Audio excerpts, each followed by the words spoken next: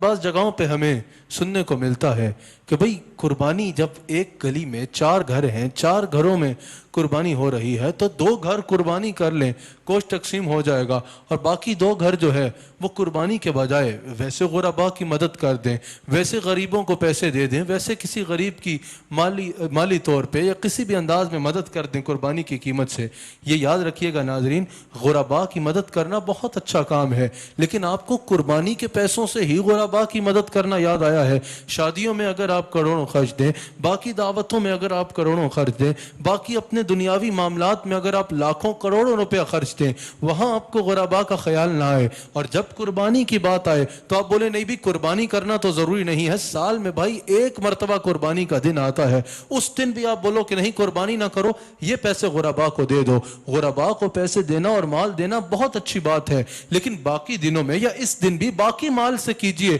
اور اللہ کا قرب حاصل کیجئے۔ قربانی کرنا کوئی آپشنل کام نہیں ہے، کوئی آپشنل عبادت نہیں ہے، یہ خود ایک مستقل عبادت ہے جو صاحب نصاب مسلمان پر واجب ہے، اگر نہیں ادا کرے گا تو گناہگار ہوگا۔ قربانی اس کو یوں ہی کرنی ہوگی نہر پہ 10 ذی الحج پہ کہ اس کو قربانی کا جانور اللہ کے نام پہ قربان کرنا ہوگا، اور اگر نہیں کرے گا صاحب استطاعت مسلمان تو وہ واجب کو ترک کرے گا اور اس پر گناہگار ہوگا، اس پر گناہگار ہوگا۔ فقہائے احناف کے نزدیک 10 ذی الحج کو قربانی کے جانور کو ذبح کرنا یہ واجب ہے، یہ واجب ہے۔ اور حضرت شاہ عبد الحق محدث دہلوی رحمۃ اللہ علیہ قربانی کی وجہ تسمیہ بیان فرماتے ہوئے فرماتے ہیں کہ قربانی قرب سے ہے، اور اس کو قربانی اس لیے کہا جاتا ہے، قربانی قرب سے ہے، اور یہ وہ عمل ہے کہ جس کے ذریعے انسان اللہ کا قرب حاصل کرتا ہے، انسان کو اپنے رب کا قرب ملتا ہے۔ تفسیر مظہری میں قاضی ثناء اللہ پانی پتی رحمۃ اللہ علیہ ارشاد فرماتے ہیں کہ قربانی کا اصل معنی یہ ہے کہ جب انسان قربانی کرتا ہے